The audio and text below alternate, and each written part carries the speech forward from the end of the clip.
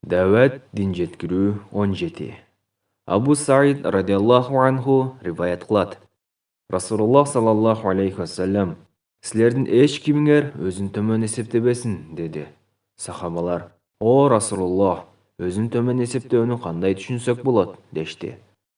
Алланын элчиси саллаллаху алейхи вассалам, Алланын тый, токтот деген өкүмдөрүн билип туруп, ошондой ишке күбө болуп жатып, тыюуга эч бир аракет кылбагандык.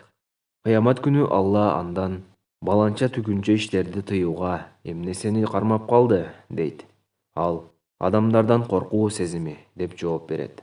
Алла, сен менден көбүрөөк коркушуң керек эле, дейт. Абу Саид радиаллаху анху риваят кылат.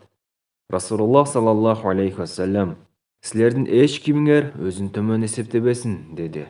Сахабалар, о Расулуллах, өзүн төмөн эсептөөнү кандай түшүнсөк болот, дешти. Алланын элчиси саллаллаху алейхи вассалам, Алланын тый, токтот деген өкүмдөрүн билип туруп, ошондой ишке күбө болуп жатып, тыюуга эч бир аракет кылбагандык. Кыямат күнү Алла андан баланча түгүнчө иштерди тыюуга эмнесени кармап калды, дейт. Ал адамдардан коркуу сезими деп жооп берет. Алла, сен менден көбүрөөк коркушуң керек эле, дейт. Абу Саид радиаллаху анху риваят кылат.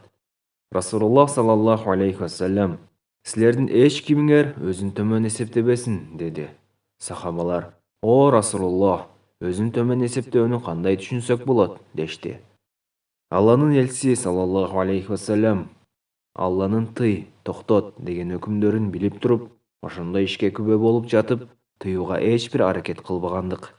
Кыямат күнү Алла андан баланча түгүнчө иштерди тыюуга эмнесени кармап калды, дейт.